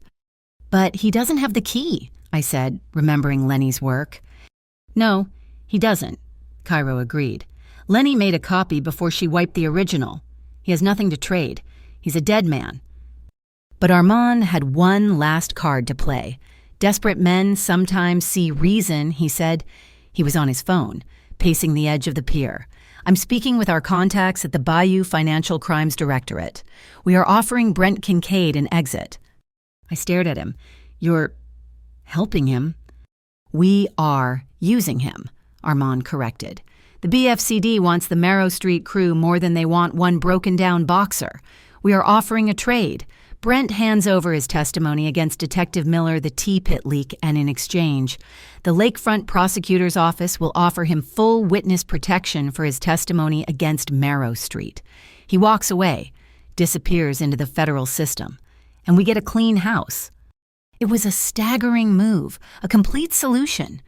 They were using Brent to take down both the corrupt cop and the rival crew, all with a single legal maneuver. Cairo looked at Armand, his eyes hard in the setting sun. "On one condition," he said, his voice non-negotiable. "Delphine's name and the name of the Blue Magnolia are never entered into evidence. They are never mentioned in a single report. New Orleans has rules. The club is neutral ground. It is protected. That is the price for our cooperation." Armand relayed the terms. After a moment of silence, he nodded. "The BFCD agrees. The deal is on the table. They are contacting Brent's last known lawyer now." While the men played their game of high-stakes chess, Delphine and I were fighting with our own weapons. She had turned the no bruises, only brass event into a media circus. She'd given an exclusive interview to the Bayou Beacon, the city's main independent paper. The story was a masterpiece, painting me as a local artist taking a stand, and Delphine as the matriarch protecting her community. The threats against the club were framed as cowardly acts against women in charity. The cameras were no longer just a shield, they were a sword. "Let them come," Delphine said, her eyes bright as she watched the local news vans pull up to the pier. "Let them try to start a fire when they're on the 6 o'clock news." Lenny, ever practical, was focused on the what if. She walked me through the escape plan one last time. Her shadow map had become a simple 3-beat rhythm. "Stage left," she said, her voice a low, urgent hum under the noise of the sound check. She pointed to a gap in the scaffolding. 2 steps to the barrier. You vault it. You're on the pier, 20 paces, straight line to the sound van. She pointed to a large black equipment van parked just behind the stage. "It's armored. The side door will be open. I will be inside. You don't stop. You don't look back. You don't wait for Cairo. Stage to pier to van. That is your escape route. Do you understand?" "Stage to pier to van," I repeated, my heart thumping in time with the kick drum. The sun was bleeding into the Mississippi, staining the water a deep, bruised purple. The stage lights flickered on, casting a harsh, bright circle in the twilight. Everything was ready. The net was set. Brent had his one and only exit testify and disappear. Armand's phone rang. The music from the stage died as the sound engineer took a break. The sudden silence was deafening. Armand listened, his face, usually so composed, draining of all color. He lowered the phone slowly. "He refused the deal," he said, his voice barely a whisper. A cold, sick dread washed over me.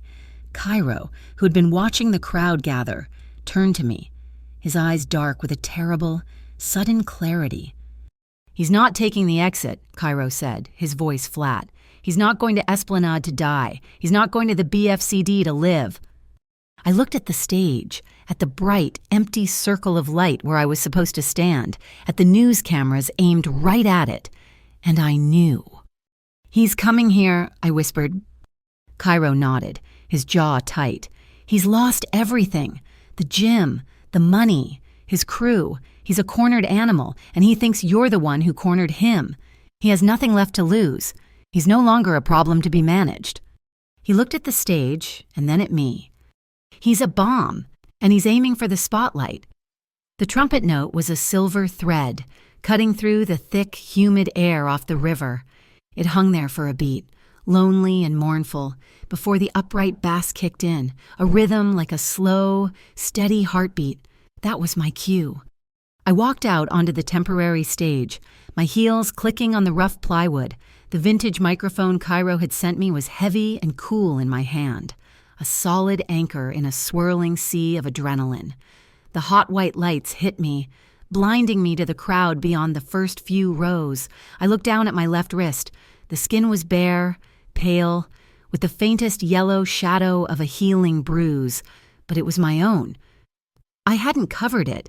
My dress was navy blue, almost black in the shadows, simple and severe.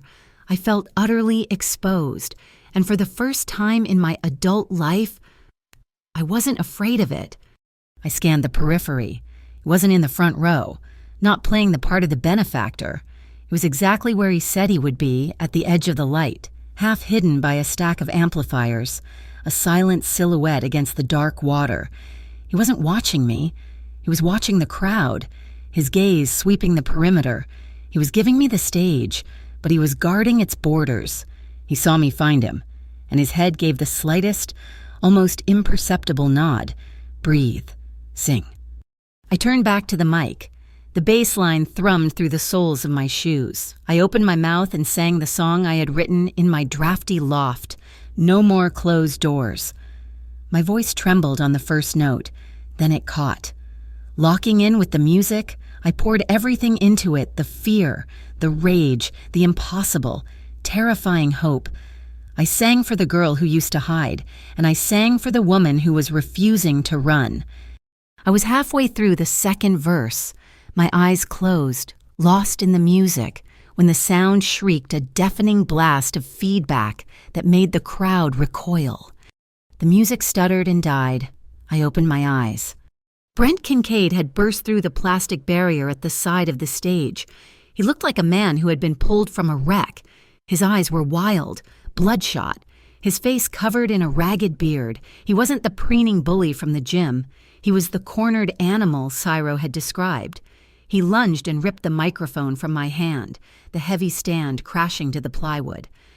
"Eliza!" Delphine's voice was a sharp cry from the front row, but it was drowned out by Brent's distorted roar. "You did this!" he screamed into the mic, his voice echoing across the pier, bouncing off the water. You and your new friend, you took everything from me." The crowd gasped, then murmured. This was New Orleans. They were on the fence, caught between horror and entertainment. Was this part of the show some bizarre piece of performance art about the very abuse we were protesting? I saw the pieces on the board move. In the deep shadows to my left, Lenny Quell, who had been invisible, detached herself from the scaffolding and began to move, a panther gliding through the darkness. Near the sound van, Armand was already on his phone, his face a grim, pale mask. And then there was Cairo. He didn't rush forward, he didn't yell, he simply stood. An immovable object, his stillness a stark contrast to Brent's frantic energy. He locked eyes with me. There was no panic in his gaze, no fear, just a cold, powerful calm. He was an anchor, holding me steady from 50 feet away. The girl who had flinched in the alley was gone. This man was not my problem to solve, but he was on my stage. I took a step toward him, deliberately moving into the center of the harsh white spotlight. "Brent, stop!" I said. My voice was low, but the microphone was sensitive enough to catch it. "Look around you." I pointed to the Bayou Beacon news camera, its red light glowing like a malevolent eye. "You are being filmed from 4 different angles. Let go of the microphone. Walk away before you destroy the last shred of your life." He laughed, a high, broken sound that bordered on a sob. "My life! You destroyed my life! You think I care about a camera?"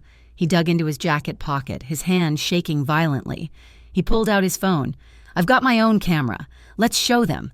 Let's show all these good people the real Eliza." He held the phone up, his thumb swiping frantically at the screen.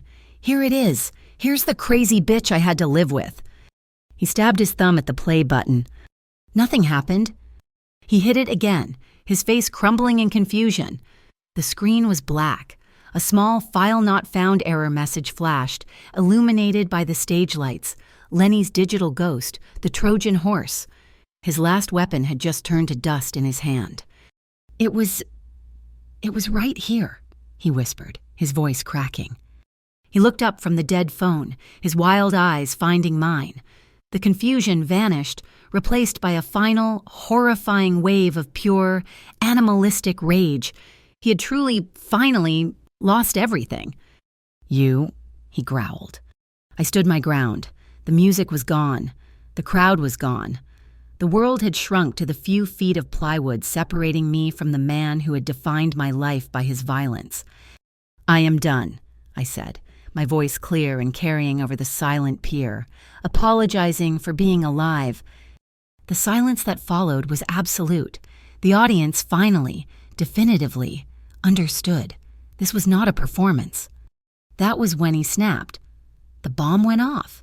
He threw the phone down and lunged, not for the mic, but for me. His hand, the one I knew so well, closed around my bare arm. "You're coming with me," he screamed, his fingers digging into the muscle. "If I go down, you go down." He yanked me toward the edge of the stage. I stumbled, a scream tearing from my throat. I saw Cairo move, a blur of forward motion, his hand going inside his jacket, but he stopped. I saw the superhuman effort it took, the clenching of his jaw. He forced himself to stay put. If he, a Valenti, laid a hand on Brent in front of a news camera, the entire narrative would flip. He would be the villain, the monster. The legal case would be destroyed. He didn't have to. A black shape exploded from the shadows at the edge of the stage. Lenny. She moved with an impossible, silent speed. She didn't punch him. She didn't use a weapon. She was a master of physics.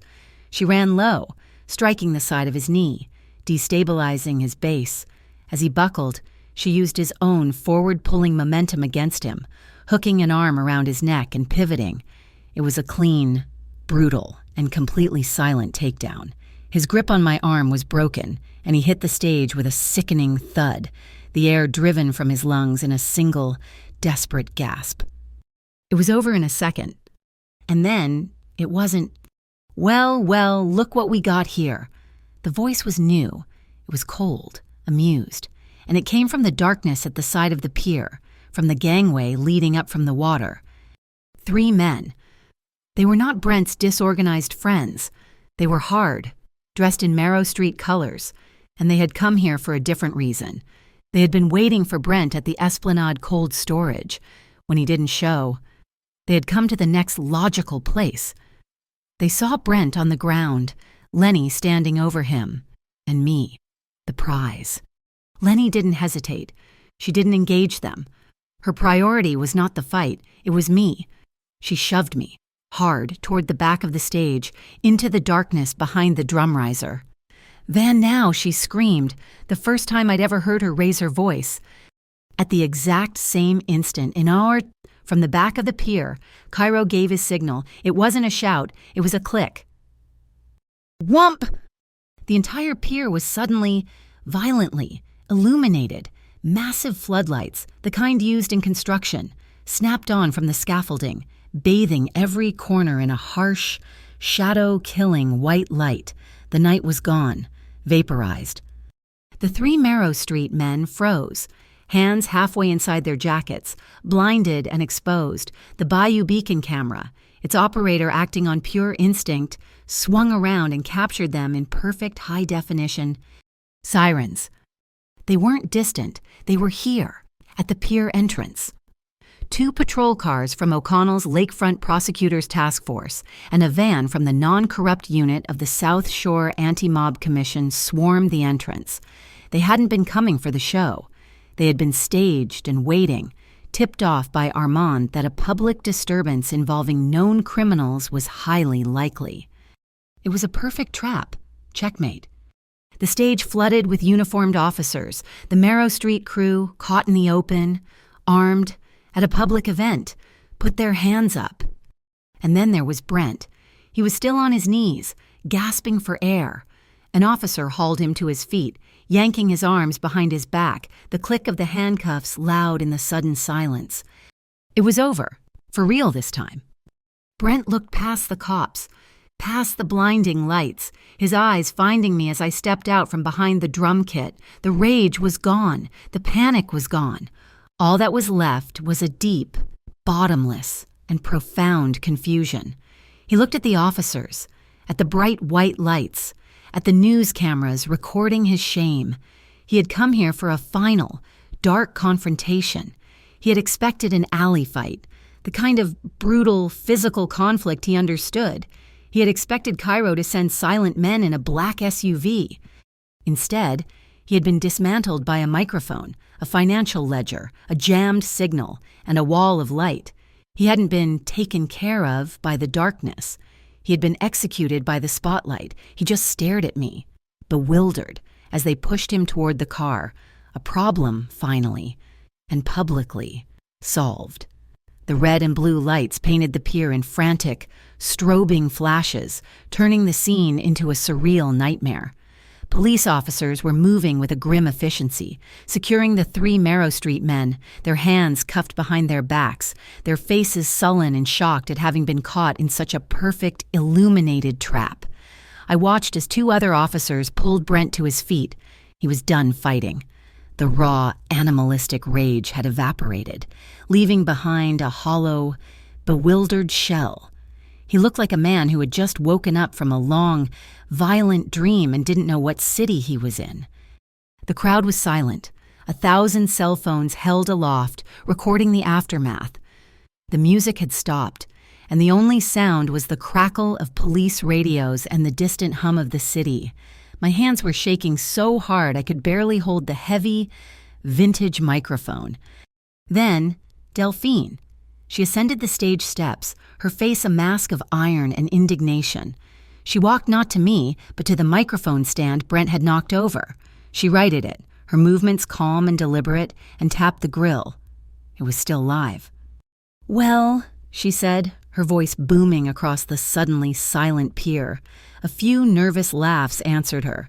"That wasn't on our set list, but I'd like to thank the Lakefront Prosecutor's Office for their dramatic participation." She looked out at the sea of faces, her spine as straight and strong as the mast of a ship. "We are here tonight to raise money for people who have survived what you just saw. We are here to say that this city, our music, and our spirit do not bow. We don't bow to threats. We don't bow to violence. And we sure as hell—" She paused, her voice dropping. "Do not stop the music just because some fool tried to break a string." She turned to me, her eyes shining with a fierce, protective fire. "Eliza Voss is going to finish her set." The applause was a roar. It wasn't just clapping, it was a defiant, communal shout. It washed over me, a physical wave of support. I looked at my bandmates, who were staring at me, their instruments held at the ready. I nodded, my hands were still shaking, but it didn't matter. I looked out into the darkness, to the edge of the light where Cairo stood. He hadn't moved. He hadn't rushed the stage to play the hero. He hadn't inserted himself into my frame. He was guarding the perimeter, giving me the stage, letting me be the one to finish this. He saw me looking, and he dipped his head. A single, brief gesture of profound respect. Finish it. I took a deep, shuddering breath and turned to the trumpet player. "St. James Infirmary," I said, my voice barely a whisper. He understood. He raised his horn, and that long, lonely, silver note cut through the air once more. But it wasn't a warning this time. It was a eulogy. I sang. My voice was thick with tears I hadn't shed, full of breath and smoke and the sudden, aching release of a 5-year-long tension. I wasn't performing. I was testifying. I was laying a ghost to rest, right there on the plywood stage, under the glare of the news cameras. I sang for the girl who used to hide her bruises, the one who lived in terror of a ringing phone, the one who had apologized for existing. This song was her funeral. When the last note faded into the damp river air, I didn't wait for the applause. I placed the microphone gently in its stand, turned, and walked away from the light. I didn't follow Lenny's escape route to the van. I went to him. I pushed through the gap in the scaffolding and stepped into the darkness backstage. He met me halfway. I didn't say a word. I just fell into him, my arms locking around his neck, my face pressing into the shoulder of his suit.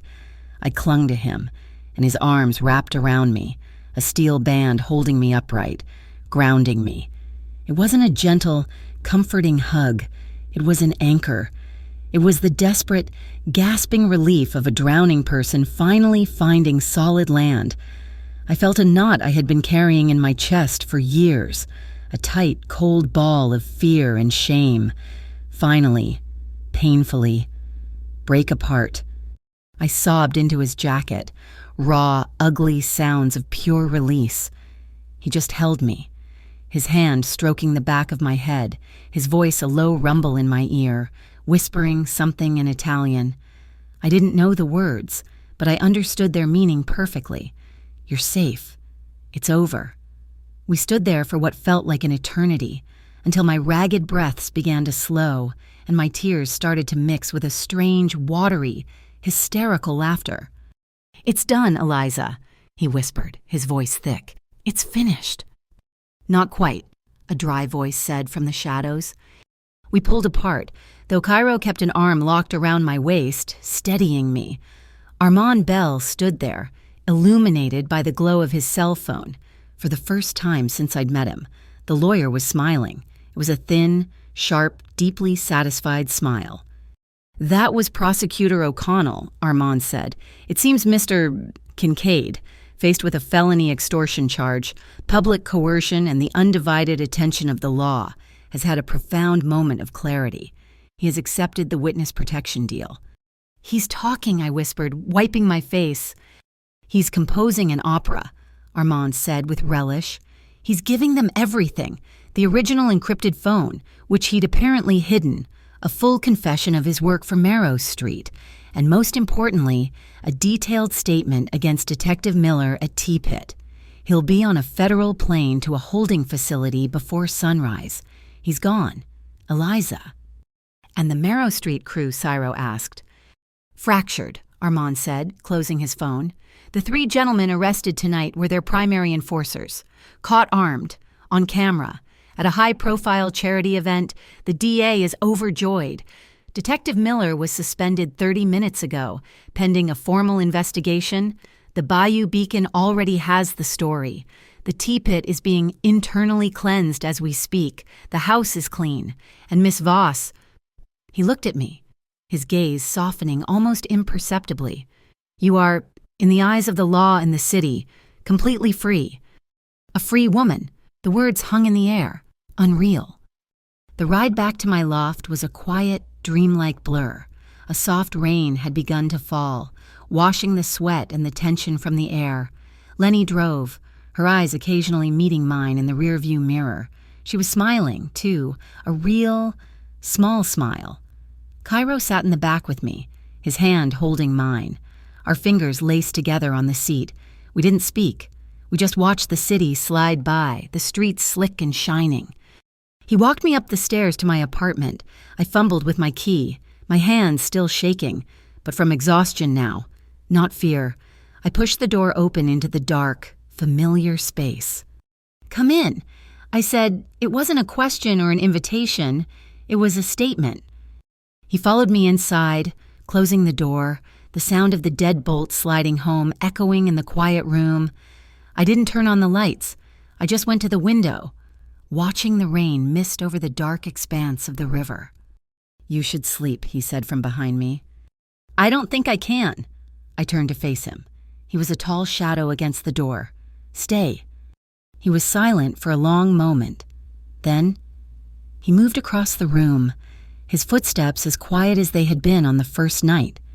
He stopped in front of me, his presence a solid, warm wall. There was no desperation, no frantic need. The intense, heated moment on the balcony felt like a lifetime ago. This was something else. This was the calm after the storm, the deep, slow pull of a tide that has finally turned. I reached up and laid my hand on his chest, feeling the steady, solid beat of his heart. It was the calmest thing I had ever felt. He covered my hand with his own, his skin warm. We just stood there, breathing each other's air, learning the new silence, the one that wasn't laced with fear. My fingers moved slowly from his chest to the top button of his shirt. I looked up, meeting his eyes in the dim light, a clear, silent question. He held my gaze, his expression unreadable but intense. He gave a single, slow nod. My fingers, clumsy and shaking slightly, fumbled with the button.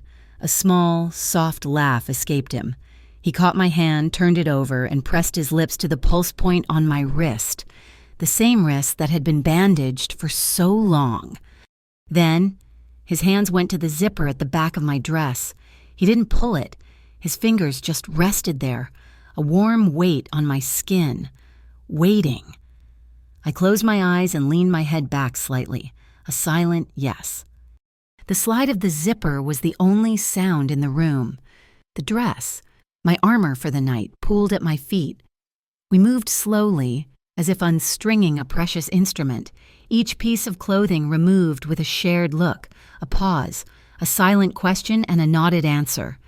There was no shame, no awkwardness, just this profound, grounding sense of safety. He led me to the bed. We lay down on top of the covers, side by side, the cool, rain-washed air from the open window settling over us. He turned to face me, propped up on one elbow, and just looked at me. His eyes traced my face in the moonlight, as if he were memorizing every line. His hand, calloused and warm, came up to cup my cheek. His thumb stroked my skin, wiping away a tear I hadn't known had fallen. He lowered his hand, letting it slide down my neck, over my shoulder to the small of my back. He splayed his fingers there, a touch that was possessive and yet impossibly respectful. "Okay," he whispered, his voice rough. I met his gaze, my heart full to bursting. "Yes," I breathed. He pulled me closer, until my front was pressed against his, skin to skin. He didn't kiss me, not yet. He just wrapped his arms around me and held me. We lay there, our breathing sinking, his chest rising and falling against mine. It was more intimate than any act, more healing than any words. It was the feeling of a long, cold war finally being over. I woke to the feeling of sunlight on my face. The morning light was streaming through the tall, dusty windows. For a split second, I felt the old, familiar jolt of panic. Where was I? What had happened? Then I felt the heat and the weight. Cairo's arm was draped protectively over my waist, his hand resting on my hip. He was fast asleep, his breathing a deep, even rhythm against my back. I smiled, a real, slow, easy smile. I slipped out of his hold, my movements careful, and padded to the kitchen.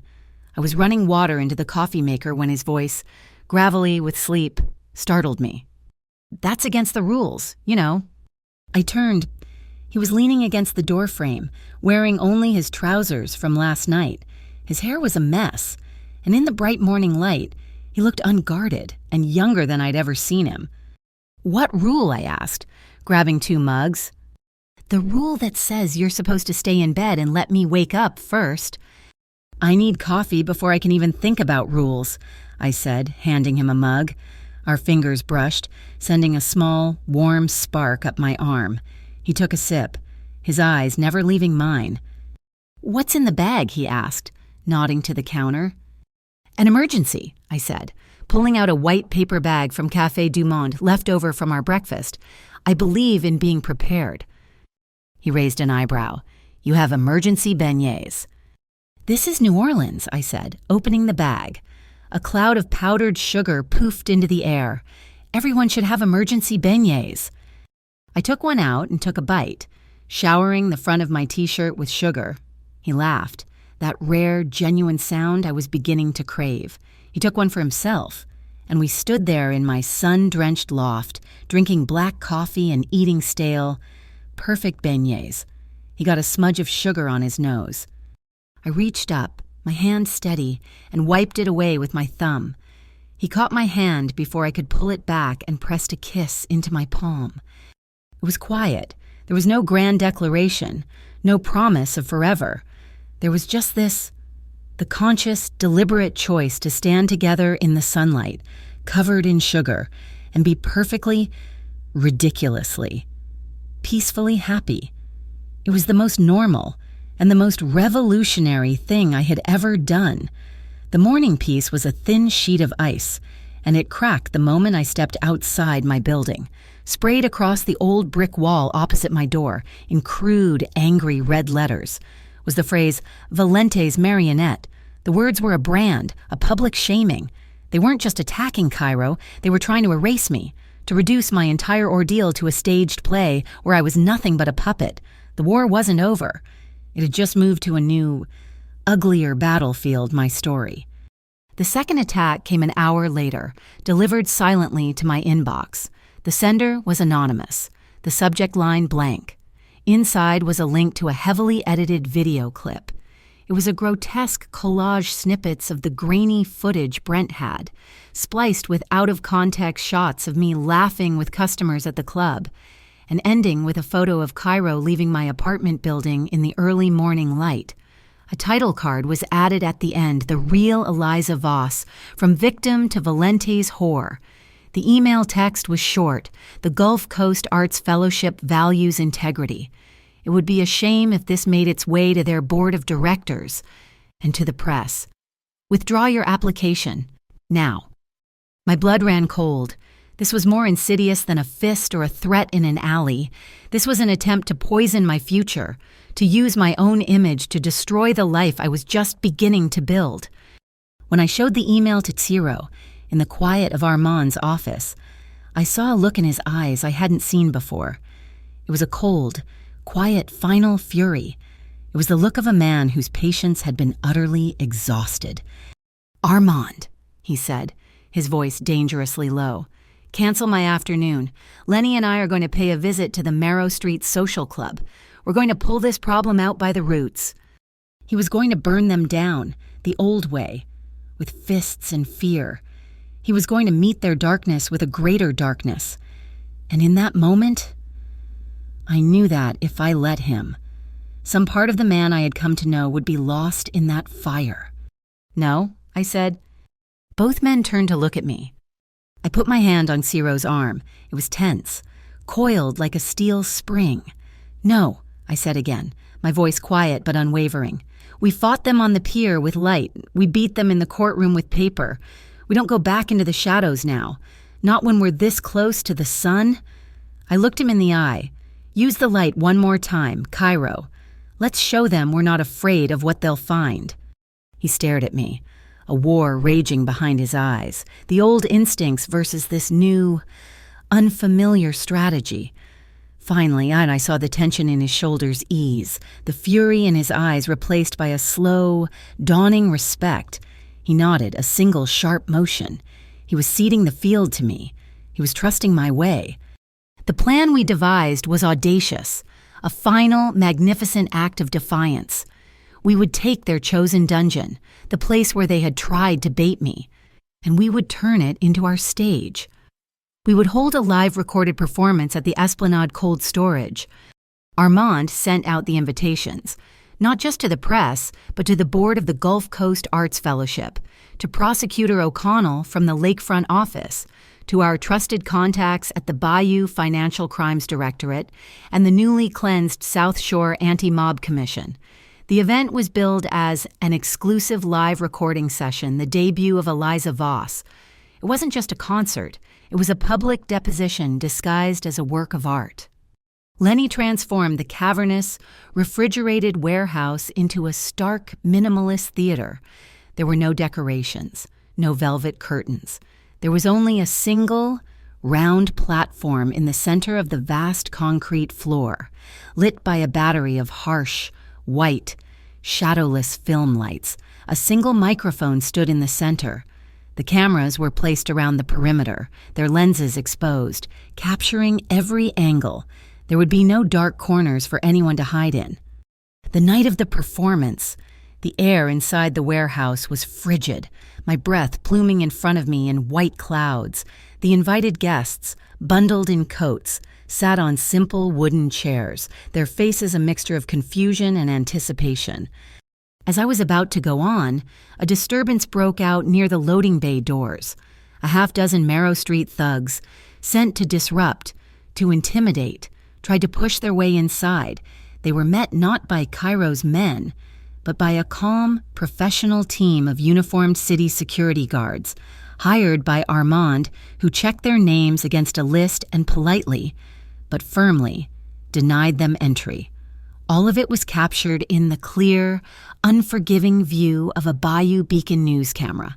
The first attack was neutralized before it had even begun. I walked out onto the platform. The white light was so bright it felt solid.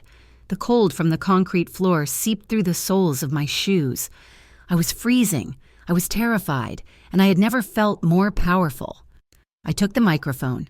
the cold metal a familiar weight in my hand, and nodded to the sound engineer. The simple, clean notes of a piano filled the cavernous space. I took a breath, the cold air stinging my lungs, and I sang, "No More Closed Doors." I had finished it that afternoon. The lyrics told the whole story, the sound of a fist hitting a wall, the silence of an unanswered phone, the moment a stranger steadies a tray, the choice to walk into the light instead of running for the shadows. I sang for myself, for Cairo's mother, for every person who had ever been told to be quiet. As I sang the final, soaring chorus, a massive projection screen behind me flickered to life. It showed a live video feed. The image was of a man in shadow, his face blurred, his voice digitally altered to a low, robotic monotone. It was Brent. He wasn't speaking to me or to the crowd. He was speaking to Prosecutor O'Connell, who was patched in remotely. His voice, stripped of all its bluster, was the final devastating piece of evidence. "Yes, they told me to threaten her," the robotic voice said. "Marrow Street. They wanted to use the girl, Eliza, to get at Valente. They threatened to burn down the club, the Blue Magnolia, if she talked to the cops." A new image appeared on screen, a copy of the threatening photo and matches that had been sent to Delphine. "And yes," Brent's voice continued, "Detective Miller at T-Pit was the one who gave us the heads up about the raids. He was on their payroll. He told us exactly when and where to not be." The final nail, a full confession, delivered from the safety of witness protection, confirming every piece of our puzzle. The song ended, the video feed cut out, the warehouse was utterly silent. Armand Bell stepped into the light, holding a tablet. "What you have just heard," he said, his calm academic voice echoing in the cold, "is the testimony of a cooperating federal witness. It corroborates the evidence we are now submitting to the district attorney and the press." On the screen, documents appeared: offshore financial records, laundered money trails, copies of anonymous threatening emails, all tracing a clean, undeniable line back to the Marrow Street crew. The war for the waterfront is over. Not a single shot was fired. I looked over at Cairo, and he was standing near the edge of the light next to Delphine, and I saw it on his face, the unarmoring, the profound, bone-deep relief of a man who had spent his entire life solving problems with force, who had just watched the biggest threat to his world be dismantled, piece by piece, by the very things he had never trusted: the law, the truth, and a song. He looked at me, and in his eyes I saw not just love, but a kind of awe. He was free, too. In the stunned silence, a woman from the front row walked onto the stage. It was the director of the Gulf Coast Arts Fellowship. She was holding a large, formal envelope. "Miss Voss," she said, her voice ringing with emotion, "on behalf of the board, who have just witnessed one of the bravest performances I have ever seen, your application has been accepted." She handed me the envelope. Tucked into the flap was a small, handwritten note. It said, "For a voice with spine." Delphine was the first one to reach me, her arms wrapping around me in a fierce, proud hug. I saw Lenny in the crowd, and she gave me a single, crisp thumbs up. Even Armand was smiling, a genuine, unguarded smile that transformed his entire face. The night ended where our story had truly begun, on the small, wrought-iron balcony of the Blue Magnolia. A soft, cleansing rain was falling, muffling the sounds of the city. We stood close, not touching, just watching the raindrops beat on the railing. "Court dates and concert dates," I said softly, a smile playing on my lips. "It's going to be a complicated future." "The best ones always are," he said. He finally turned to me, his hands finding my waist, drawing me close. He kissed me, a slow, gentle kiss that tasted of rain and relief and the promise of 1,000 ordinary mornings. "I'll learn when to let go of power," he whispered against my lips. "And you just keep singing." And so the knots were untied.